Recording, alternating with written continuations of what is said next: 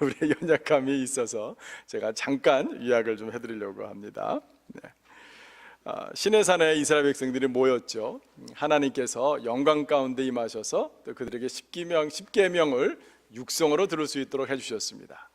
근데 이스라엘 백성들이 두려웠죠. 그래서 모세에게 당신이 대신 가서 잘 들어서 우리에게 설명해 주시면 우리는 그대로 따르겠습니다.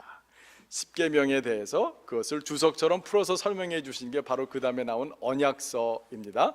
우리는 그 언약서를 계속해서 살펴보고 있습니다. 첫 번째 계명은 제단 쌓는 것에 대한 말씀이었어요. 그래서 우리가 토단을 쌓으라고 했죠.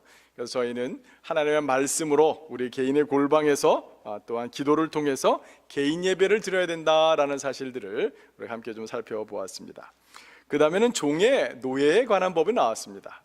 그래서 그 설교를 통해서 저는 자유하는 종, 이미 자유하였지만 주인이 너무 좋아서 사랑해서 다시 자원함으로 종이 되는 그런 역사들이 있었죠. 바로 우리의 자원하는 헌신, 예수가 우리의 주인 되신다, 얼마나 좋으신 주님인지를 같이 함께 살펴보았습니다. 그 다음에 폭행에 관한 법이 나왔었습니다.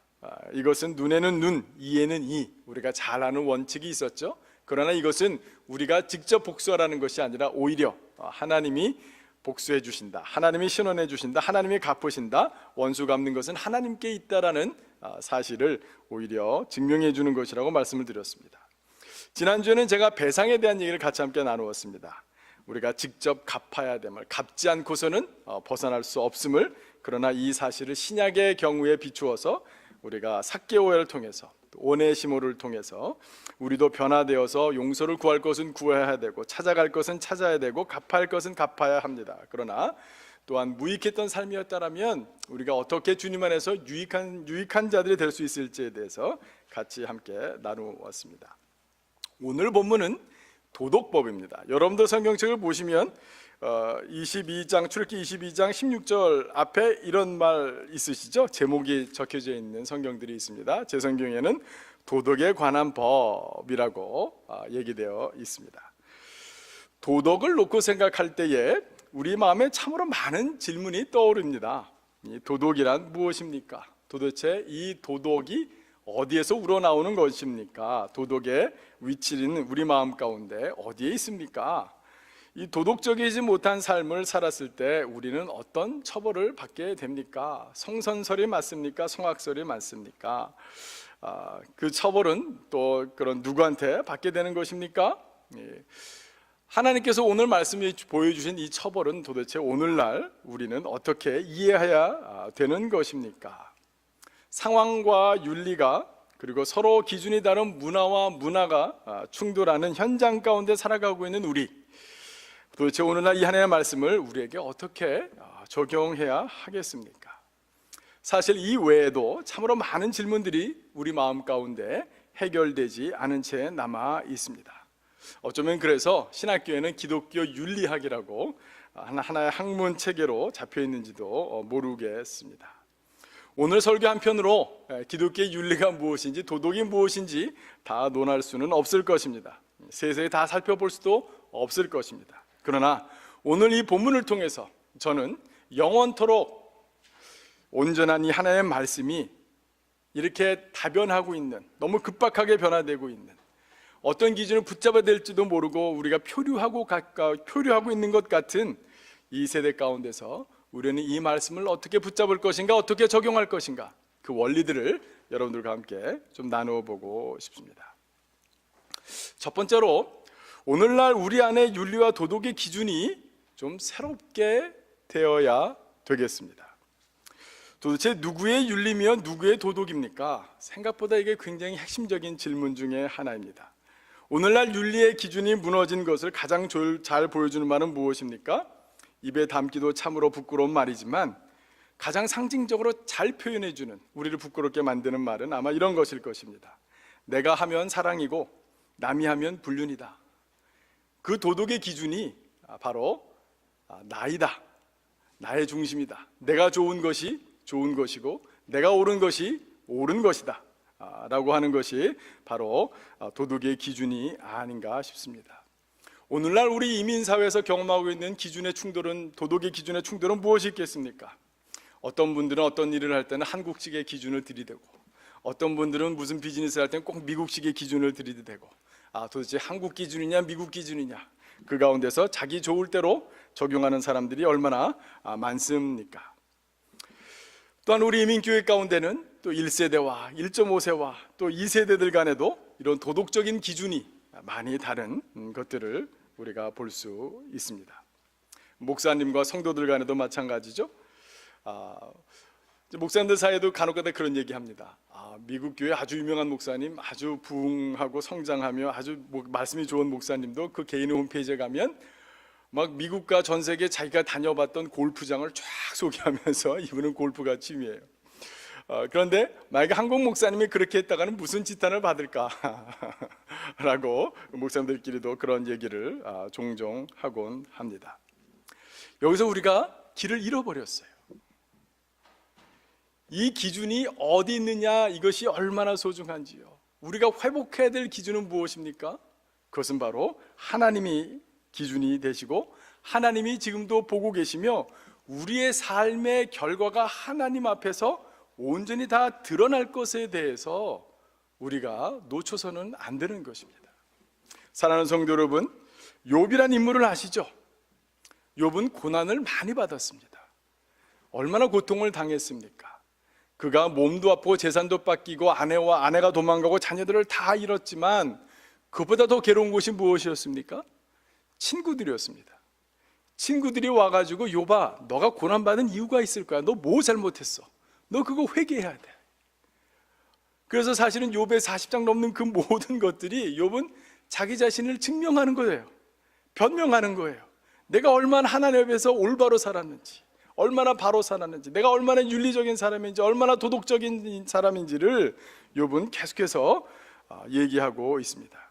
1장에서는 자기의 정욕을 억제했음을, 9장부터 12장까지는 실제로 간음을 억제했음을, 5장 이하에는 거래에서 자기가 얼마나 정직했는지를, 13장에서 15장에서는 종들에게 공정하게 행동했음을, 16장에서 23장까지는 모든 계급의 가난한 자들에게 관대하고 인정 많게 대했음을, 24장에서 28장까지는 물질주의 형태건 점성설의 형태건 어떤 형태의 우상 숭배도 자기는 삼갔다라는 사실을, 29장 이하에서는 생각과 말을 통제했음을, 31장 이하에서는 손님을 환대했음을, 33장에서는 죄를 공개적으로 고백하는 일을 자기는 피하지 않았다는 사실을 얘기하기도 합니다. 38장과 40장을 보면 땅과 노동자들에 대한 이스라엘의 경제율법을 자기가 얼마나 잘 지켰는지에 대해서도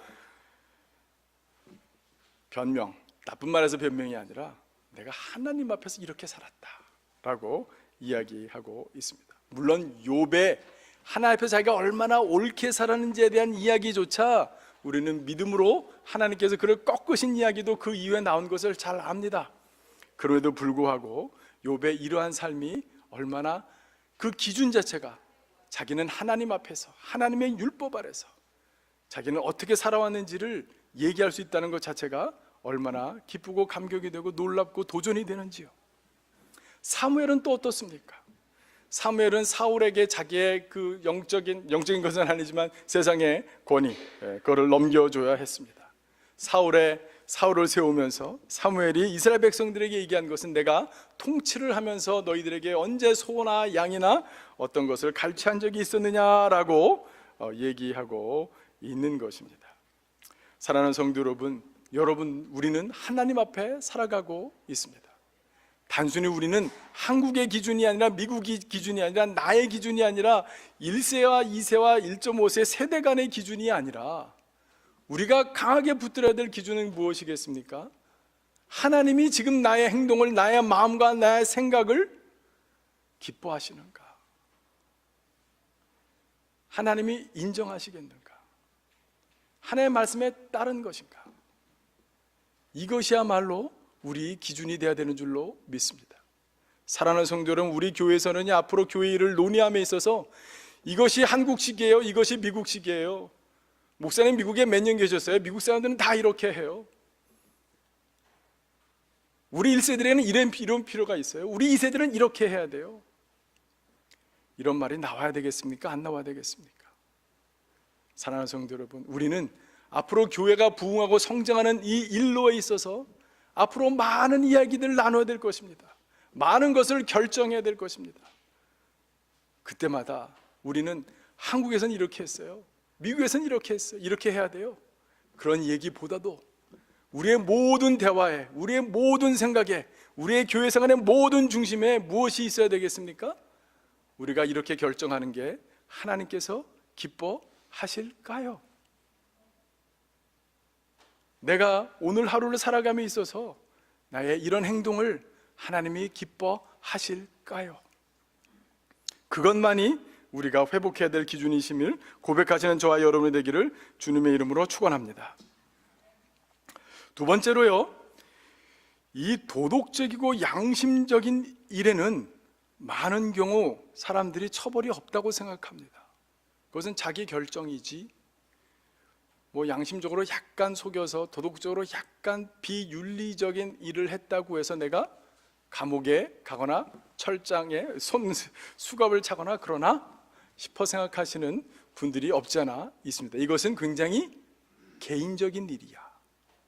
윤리를 개인적인 일로 치부해버리는 게 현대사회의 우리의 기준이 망가진 안타까운 첫 출발이었습니다. 그런데요, 오늘 우리가 함께 읽었던 출애굽기 22장을 볼까요? 지금까지 제가 설교하면서 출애굽기 21장 이후로 계속해서 모든 율법을 쭉 보시면은요, 우리가 갚아야 돼요? 우리가 형벌을 받아야 돼요? 아니면 공동체가 그 사람을 어떻게 해야 돼요? 주체가 다 공동체였어요. 아니면 사람이었어요. 아니면 피해자든 범법자든 자기가 무엇인가를 갚거나 해야 됐었어요. 그런데 제가 오늘 본문 말씀을 주면서 저는 깜짝 놀랐어요. 야, 이 말씀은 하나님이 직접 갚으시고 하나님이 직접 처벌하시겠다고 하시네. 하나님의 진노가 어쩌면 이렇게 맹렬할 수가. 그 본문 말씀이 어디예요? 오늘 22장 21절부터 24절까지 보시면 제가 한번 읽어드리겠습니다. 너는 이방 나그네를 압제하지 말며 그들을 학대하지 말라. 너희도 애굽 땅에서 나그네였음이라. 너는 과부나 고아를 해롭게 하지 말라. 내가 만일 그들을 해롭게 함으로 그들이 내게 부르짖으면 내가 반드시 그 부르짖음을 들으리라. 나의 노가 맹렬함으로 내가 칼로 너희를 죽이리니 너희 아내는 과부가 되고 너희 자녀는 고아가 되리라. 여러분, 무섭고 두렵고 떨리지 않으세요? 우리는 속고 살아가고 있어요. 양심을 잠깐 속이고 비윤리적인 삶을 살면 이 땅에서 처벌은 받지 않을 거야. 근데 우리가 놓치고 있는 것이 무엇이었어요?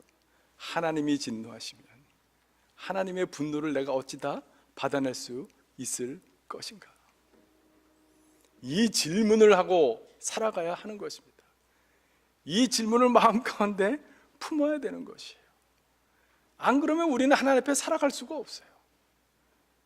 내가 비도덕적이고 비윤리적인 일을 할 때 하나님이 보고 계시고 하나님께서 갚으실 것이다. 하나님께서 벌하실 것이다. 우리는 이러한 두려움도 가져야 되는 것입니다. 사실은 믿음 가운데는 두려움이 있어요. 있어야 돼요. 그러나 그것은 단순히 두려움으로 끝나지 않는다는 것이 우리에게 복음이겠죠. 오늘 이렇게 비양심적인 행동을 하고 오히려 고아와 가난한 자들과 아니면 과부와 아니면 나그네를 압제할 때에 하나님께서 분노하신다고 하셨는데요, 심지어는 이런 죄까지도 하나님 앞에서 용서받을 수 있을까요? 없을까요? 우리가 이 처벌을 면할 길이 있을까요? 없을까요? 구약에는 어떻게 얘기하고 신약은 어떻게 얘기할까요? 우리는 우리가 받을 벌을 두려워해야 되지만 그럼에도 불구하고 우리가 붙들어야 될 이 길에서 벗어날 길이 있다는 사실 앞에서 우리는 기뻐해야 되는 줄로 믿습니다. 우리 구약의 경우를 한번 볼까요? 에스겔서 18장은 오늘 출애굽기 22장과 함께 살펴볼 때 꼭 봐야 되는 아주 흥미로운 본문 가운데 하나입니다. 1176페이지입니다. 구약 성경 1176쪽입니다.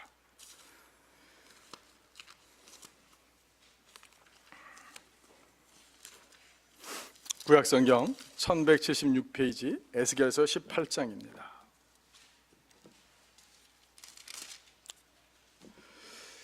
에스겔서는요, 오히려 어떤 면에서는 이 출애굽기 22장보다 더 한 수를 더 떠서요, 이 모든 것이 개인적인 결단에 이뤄야 되는 개인적인 일이라는 사실을 아주 주지시키고 있습니다.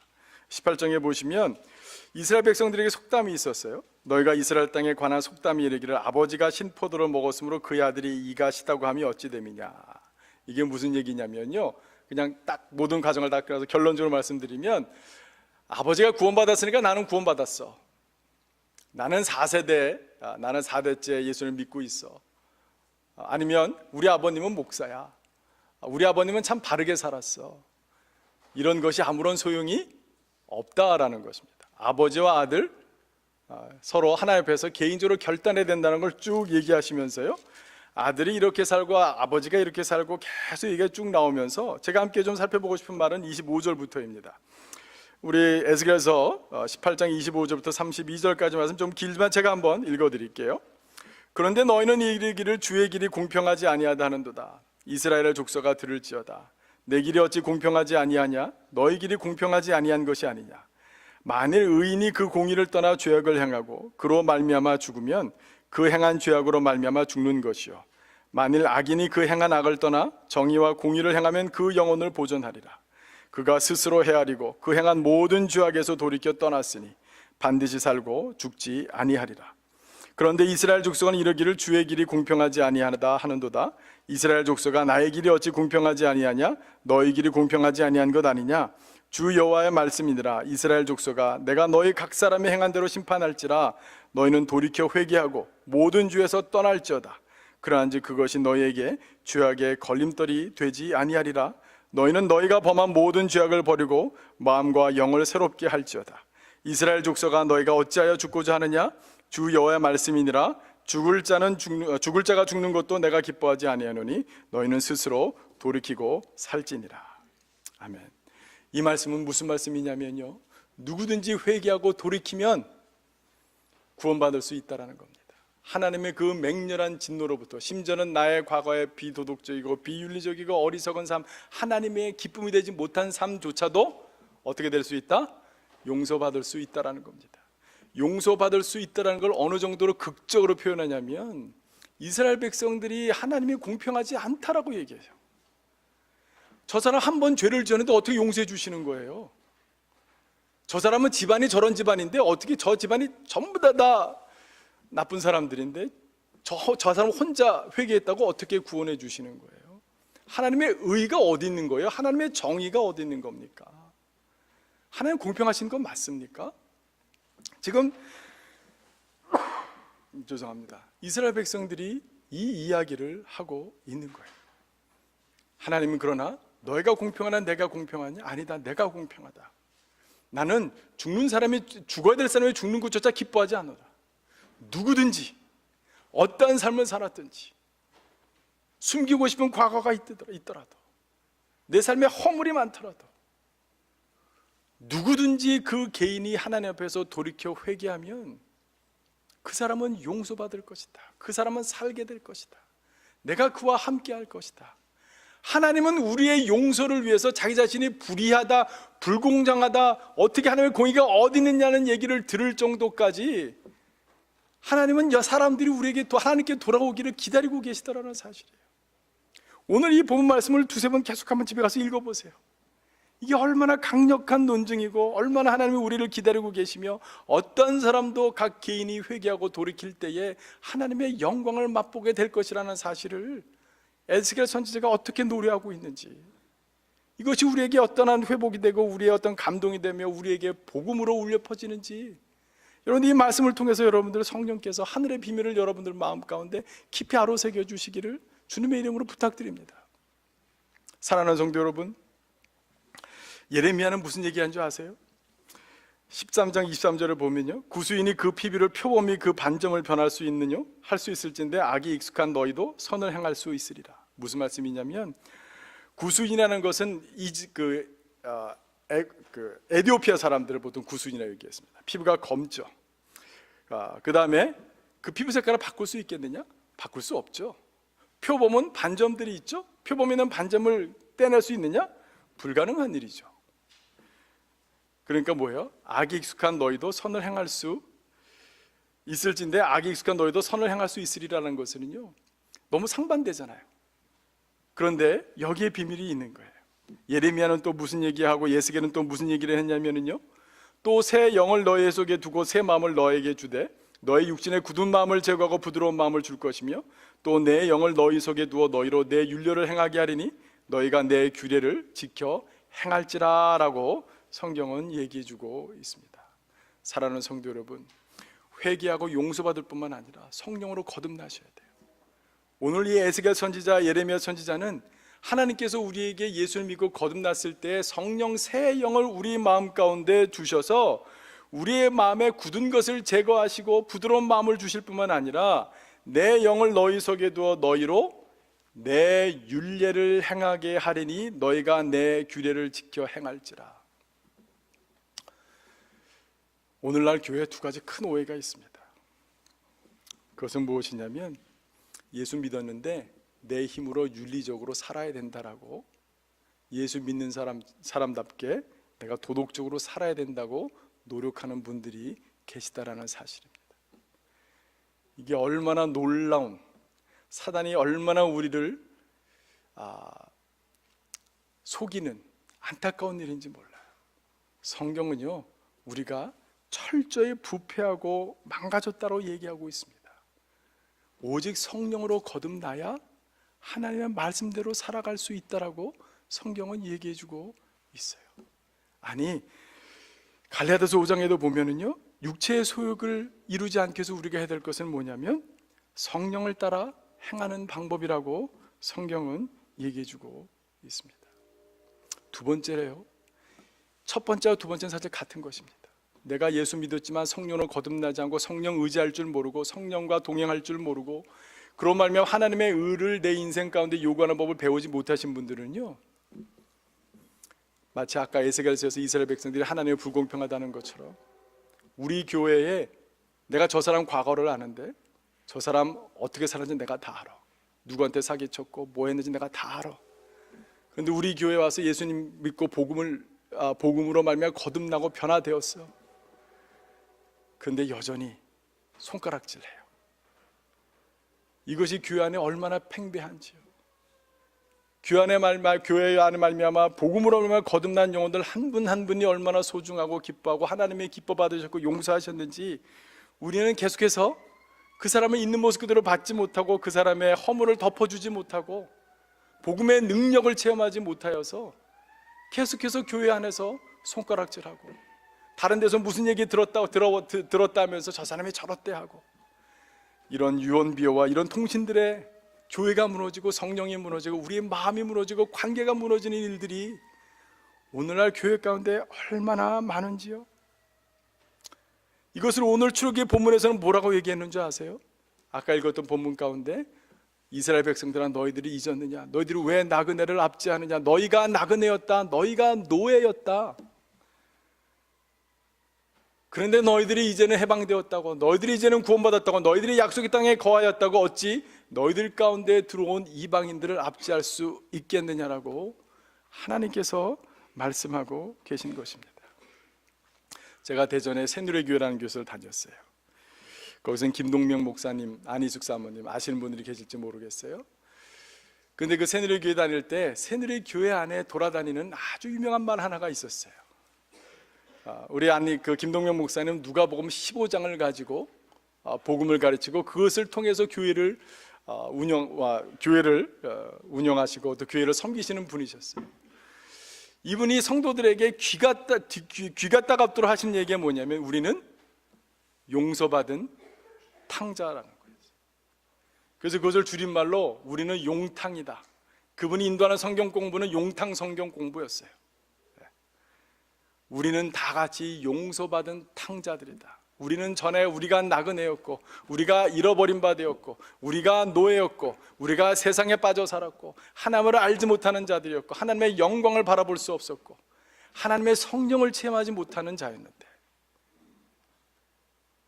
이제는 내가 예수 그리스도로 말미암아 구원받아 하나님의 진노로부터 살 길을 얻어내어서 이제는 내 힘으로 이 믿음을 살아가는 것이 아니라 내 힘으로 인생을 살아가는 것이 아니라 성령을 의지할 때 성령께서 내 안에 내 인생 가운데 하나님의 의를 이루어 가실 것을 믿음으로 소망 가운데 오늘도 주님을 간절히 의지하는 사람들,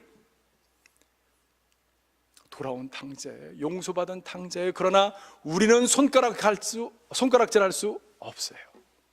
왜? 내가 용서받은 탕자이기 때문에, 내가 내 삶을 내가 뻔히 알기 때문에. 그 구원의 확신과 용서의 확신을 받은 자들은요, 앞으로 우리 교회에 어떤 분들이 오시더라도 그분을 향해 우리가 웰커밍 한다라고 우리의 팔을 가득 열고, 주님께서 내 인생에 역사하셨던 것처럼 나는 용서하시고 나를 깨끗하게 하셨고 하나님을 향해 살게 해주셨고 내 삶 가운데 하나님의 의가 이루어가는 것을 경험케 하셨는데, 성령의 열매가 맺혀가는 걸 경험케 하셨는데, 형제님 자매님, 당신들이 어떠한 삶을 살았든지 간에 하나님께서 나에게 하셨듯 당신에게도 역사하실 것입니다. 그 믿음으로 우리가 함께 나가야지 않겠습니까? 사랑하는 성도 여러분, 우리 모두 다 누구라고요? 따라해 주시기 바랍니다. 용서받은 탕자. 우리가 나그네였고 우리가 노예였던 사람들입니다. 마지막으로 사랑하는 성도 여러분, 세 번째로 이의 윤리와 도덕은 곧 예배임을 우리가 놓쳐서는 안 될 것입니다. 우리가 잘 알고 있는 것처럼 미가 선지자가 얘기했죠. 사람아, 주께서 무엇임을, 선한 것이 무엇임을 내게 보이셨나니 여호와께서 내게 구하시는 것이 오직 공의를 행하며 인자를 사랑하며 겸손히 내 하나님과 함께 행하는 것이 아니냐라고 말씀하셨습니다. 미가 선지자는 하나님 앞에 우리의 죄를 어떻게 회개할까, 심지어는 내 아들을 제물로 드리면 될까 라고 했었지만, 하나님께서 그것이 아니라 오히려 공의를 행하고 인자를 사랑하며 겸손히 하나님과 동행하는 삶, 곧 예배의 삶이 곧 회개의 삶이다. 예배의 삶으로 말미암아 너희 삶 가운데 드러나는 열매를 내가 제물로 받겠노라 하나는 그 말씀을 받았습니다. 예레미야 선지자도 마찬가지였습니다.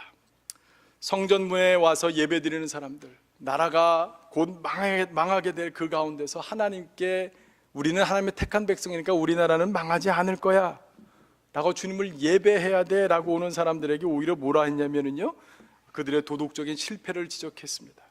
그 가운데서 곧 이 얘기는 무슨 이야기냐면, 예배를 드리는 사람들은 도덕적인 삶을 살아야 된다는 바로 그런 얘기죠. 로마서 12장 1절과 2절에서 뭐라고 얘기합니까?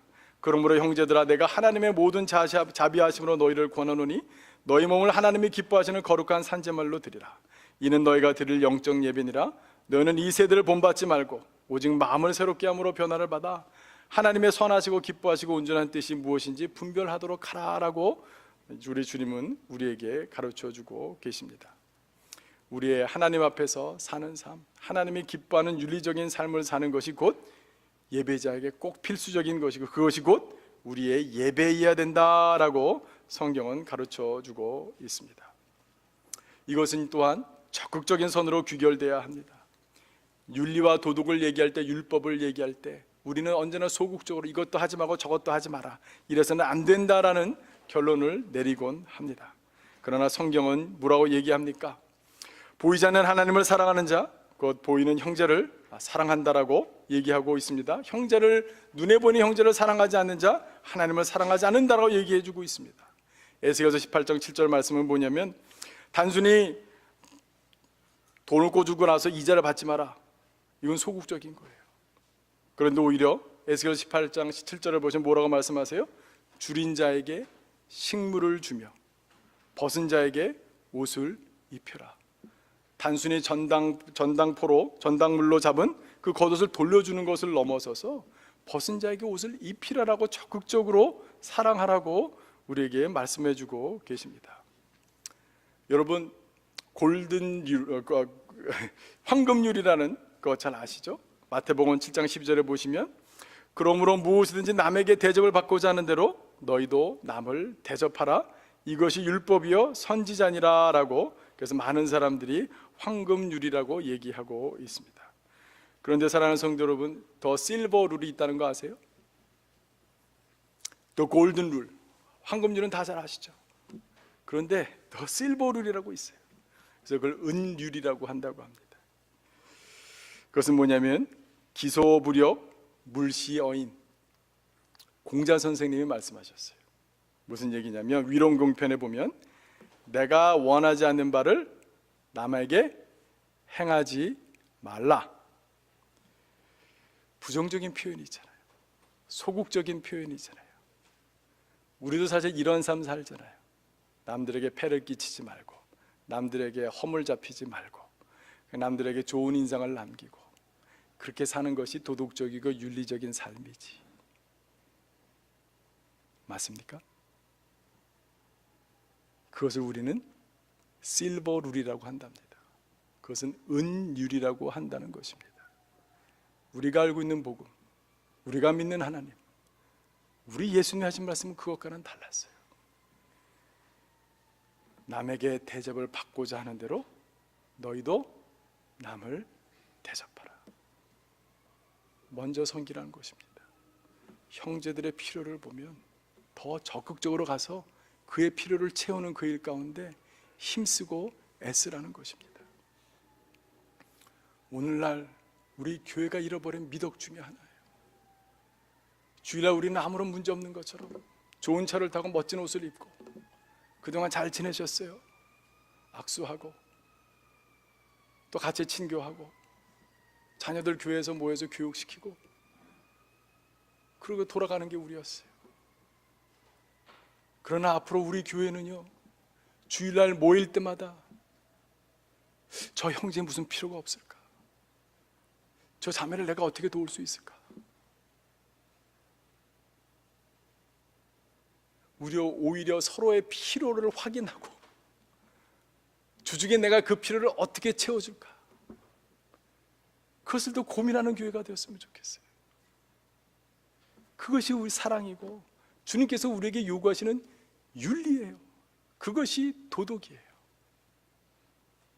다른 사람의 필요를 먼저 적극적으로 채워주는 삶, 그것이 오늘 우리 하나님께서 우리에게 요구하시는 윤리요 도덕인 줄을 믿으시는 저와 여러분이 되기를 주님의 이름으로 축원합니다. 이 시간 우리 함께 좀 1, 2분 정도 기도하도록 하겠습니다.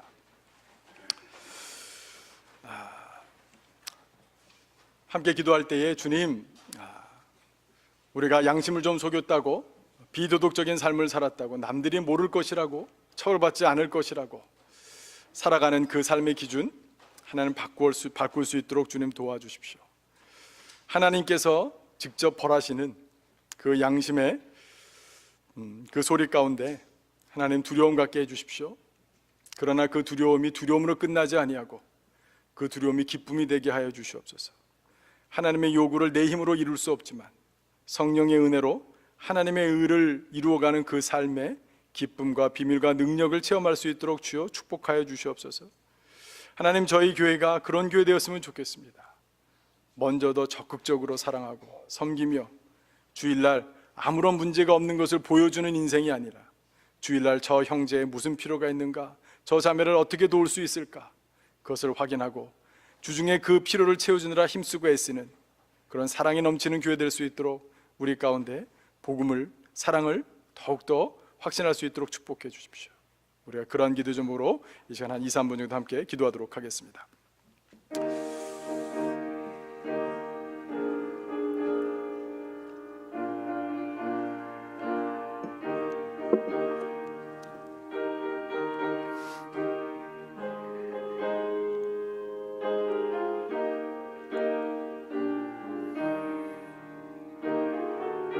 사랑해 주님, 참 감사합니다.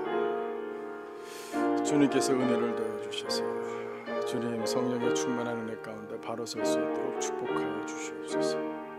아버지 하나님, 은혜 가운데 담대함으로 기쁨으로 하나님 두려움도 주시되 하나님 그 용서 받을 수 있는 길을 여신 그 하나님 앞에 또 성령의 능력으로 말미암아 거듭나는 인생, 성령의 따라 행할 때 하나님의 의를 이루어가는 삶의 열매가 맺혀지는 하나님 그 축복과 능력을 경험하게 하소서. 하나님, 문제가 없음을 보이는 주일이 아니라 아버지 하나님, 정말 저희 교회가 형제의 필요를 주일마다 모였을 때마다 오히려 바라보고 돕는 하나님 그런 주중의 삶이 될 수 있는 큰 축복 저들 가운데 허락하여 주시옵소서. 사랑의 주님, 참 감사합니다. 주님, 그렇습니다. 하나님, 우리의 기준이 하나님 세상의 기준이 아니요 미국도 한국도 아니요 우리의 세대도 아니고 오직 여호와 하나님이 기뻐하시는 그것만을 붙들고 살아가는, 그것을 함께 모일 때마다 그것을 논의하는 저희들이 될 수 있도록 주여 축복하시고 인도하여 주시옵소서. 하나님, 우리가 양심이 어긋나는 일은 벌받지 않을 것이라고 안이하게 살아가지 아니하고 하나님을 두려워하는 두려움도 허락하시되, 그러나 아버지 하나님, 어떠한 죄와 허물조차도 하나님의 사랑 안에 하나님 덮어질 수 있음을, 용서받을 수 있음을, 온전케 될 수 있음을 확신하는 저희들 되게 도와주시옵소서. 하나님, 그러나 저의 능력으로 하나님의 의를 이룰 수 없다는 것을 함께 인정하며 성령을 쫓아 행하는데 같이 함께 훈련하는 교회 공동체 되게 도와주시옵소서. 아버지는 또한 기도합니다. 주님께서 우리가 모일 때마다 우리는 이 세상에 은율대로 사지 아니하고 우리 주님이 알려주신 황금 룰대로 살아가는 저들 되게 도와주십시오. 문제가 없는 것이 아니라 하나님, 성도와 성도들의 필요를 채우는 그 일 가운데 앞장서는 저희들이 될 수 있도록 도와주셔서 하나님의 사랑이 깊이 경험되어지는 축복된 공동체 될 수 있도록 저희들의 연약함을 주님 도와주시옵소서. 감사드리며 예수 그리스도 이름으로 기도드렸습니다. 아멘. 우리 다 같이 일어나셔서 예수가 함께 하실